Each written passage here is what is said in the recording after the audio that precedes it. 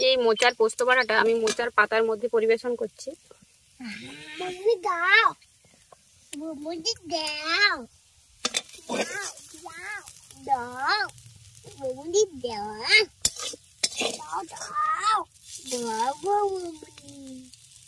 কি দিব?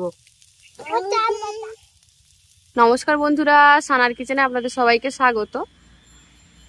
আজ এসছি মায়ের কাছে, তাই গাছে একটা মোচা হয়েছিল, ভাই সেটা কেটে দিচ্ছে, সেটা দিয়েই আজকে একটা রেসিপি তৈরি করব এটা বাড়ি নিয়ে গিয়ে। তার জন্য ভাই মোচাটা কেটে দিচ্ছে। হাত পেয়ে গেল তো, এই যে দেখুন চেয়ারের উপরে উঠতেই হাত পেয়ে গেল। লম্বা হওয়া ফায়দা আছে, কিন্তু আবার লসও আছে। গাছটা ফেলে দিবি না আবার, দেখে কাট। বাহ, তোর অনেক ক্ষমতা জানিস। এই যে মোচা কাটা হয়ে গেছে, এবার এটা নিয়ে গেলেই রেসিপিটা হবে। এটা বাড়িতে নিয়ে গিয়ে আপনাদেরকে রেসিপি তৈরি করে দেখাবো। মোচাটা গাছ থেকে তো পেরে নিয়েছিলাম, দেখেইছেন। এখন মোচাটাকে ছাড়িয়ে নেব।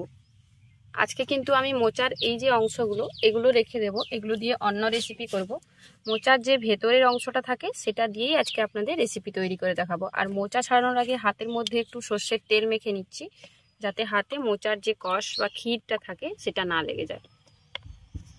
মোচা বা যে কোনো একটু যেগুলোর ক্ষীর থাকে বা একটু আয়রন জাতীয় জিনিস, সেগুলো যদি একটু এইভাবে তেল মেখে করেন কাজ, তাহলে কিন্তু সেগুলো আর আপনাদের হাতে লেগে যাবে না।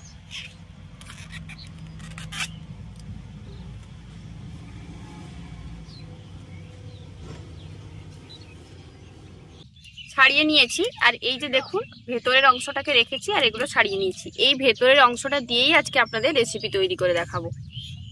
আর এগুলো রেখে দেবো, এগুলো দিয়ে আপনাদের অন্য কোনো একটা রেসিপি তৈরি করে দেখাবো। প্রথমে আমি এটাকে কেটে নিচ্ছি, তারপর এটা সেদ্ধ করে নেব।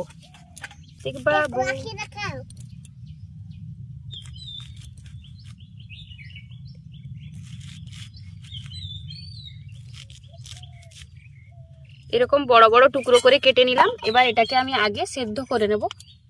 এবার মোচাগুলোকে সেদ্ধ করে নেব, তার জন্য কড়াইয়ের মধ্যে জল দিয়ে দিয়েছি। এবার মোচাগুলো এর মধ্যে দিয়ে দেবো। এই রেসিপিটা কিন্তু যে অংশটা আমি মোচা রেখে দিলাম সেটা দিয়েও তৈরি করা যাবে।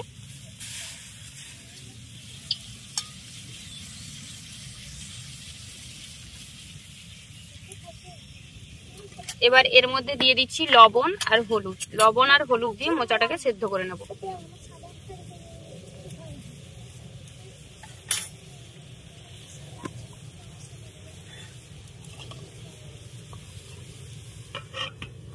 শিলনোড়ার মধ্যে আমি নিয়ে নিচ্ছি জিরে আর পোস্ত। জিরে আর পোস্তটাকে আমি বেটে নেব। প্রথমে আগে জিরেটাকে হালকা করে বেটে নেব, তারপর পোস্তটা দেব।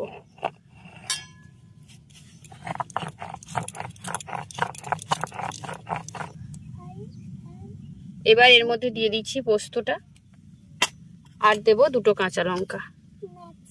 পোস্ত, কাঁচা লঙ্কা এবং জিরেটাকে ভালো করে বেটে নেব। অল্প পরিমাণে পোস্ত নিয়েছি, তাই শিলনোড়ার মধ্যে বেটে নিচ্ছি, এতে খুব ভালো হয়। এই রান্নাটাই কিন্তু বেশি মশলা ব্যবহার করার দরকার নেই, অল্প মশলা দিয়েই খেতে এটা খুব সুন্দর লাগে।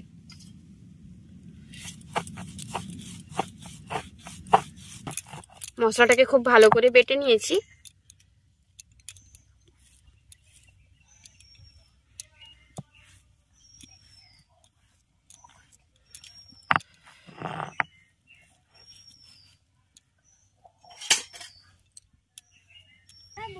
মশলা বাটা হয়ে গেছে, এদিকে আমাদের মোচাটাও সেদ্ধ হয়ে গেছে। এবার এটা নামিয়ে নিয়ে ঠান্ডা করে নেব।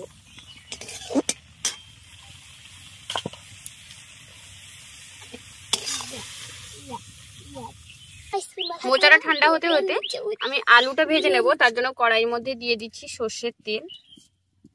একবারে রান্নার জন্যই আমি তেলটা দিয়ে দিলাম। এবার তেল গরম হয়ে গেলে তেলের মধ্যে দিয়ে দেব এইভাবে ছোট ছোট ডুমো ডুমো করে কেটে রাখা আলু। আলুটাকে কেটে আমি ধুয়ে নিয়েছি। আমরা আলু পোস্ত করার জন্য যেভাবে আলু কাটি সেরকম ভাবেই আমি আলুটাকে কেটে ধুয়ে নিয়েছি। তেল গরম হয়ে গেছে, এবার তেলের মধ্যে আলুটা দিয়ে দিচ্ছি।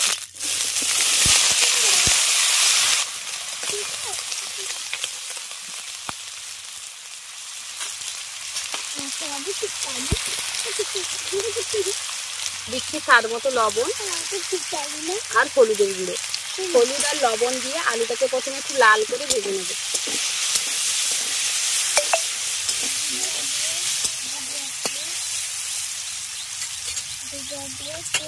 ঢাকা দিয়ে আলুটা ভাজবো যাতে আলুটা নরম হয়ে সেদ্ধ হয়ে যায়। আর ততক্ষণে আমি যে মোচাটা সেদ্ধ করে নিয়েছিলাম সেটাকে বেটে নেব, কারণ এটা ঠান্ডা হয়ে গেছে।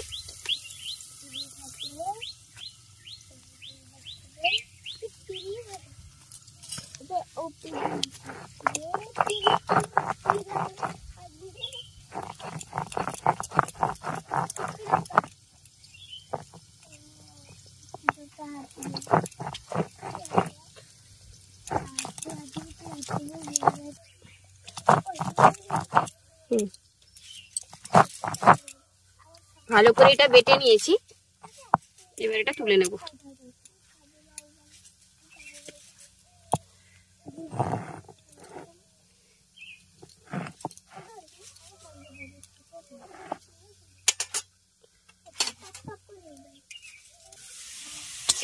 সেদিকে মোচাটা বেটে নিয়েছি, এদিকে আমাদের আলুটাও ভাজা হয়ে গেছে।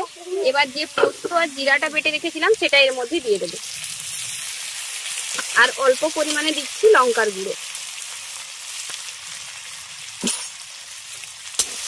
দিয়ে পোস্তটাকে হালকা করে আলুর সঙ্গে একটু ভেজে নিচ্ছি।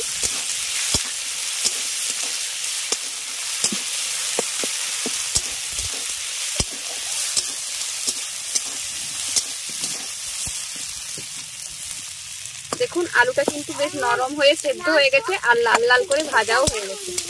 এবার পোস্ত আর জিরা আর কাঁচা লঙ্কাটাকে আলুর সঙ্গে হালকা করে ভেজে নিলাম। তারপর আমি যে মোচাটা বেটে নিয়েছি সেটা এর মধ্যে দিয়ে দিচ্ছি।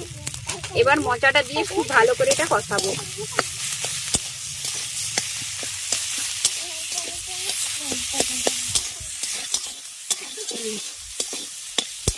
মোচাটা দিয়ে খুব ভালো করে কষিয়ে নিলাম। এবার অল্প পরিমাণে এর মধ্যে জল দিয়ে দিচ্ছি।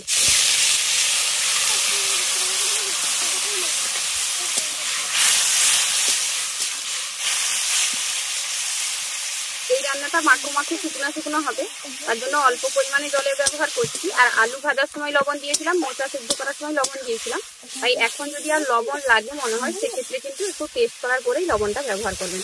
এবার জলটা দেওয়ার পর এটাকে ঢাকা দিয়ে রান্না করব, যাতে সমস্ত কিছু খুব ভালোভাবে মাখো মাখো হয়ে একসঙ্গে মিশে যায়।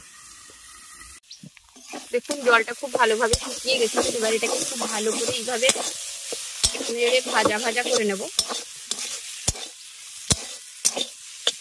এটা এরকম শুকনো শুকনোই খেতে ভালো লাগে।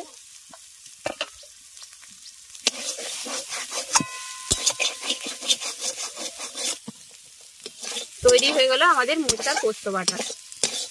এবার এটাকে নামিয়ে নিয়ে আপনাদের দেখাচ্ছি।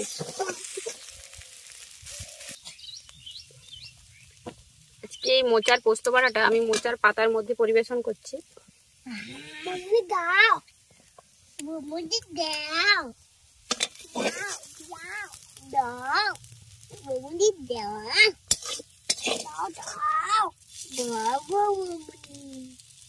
কি দিব?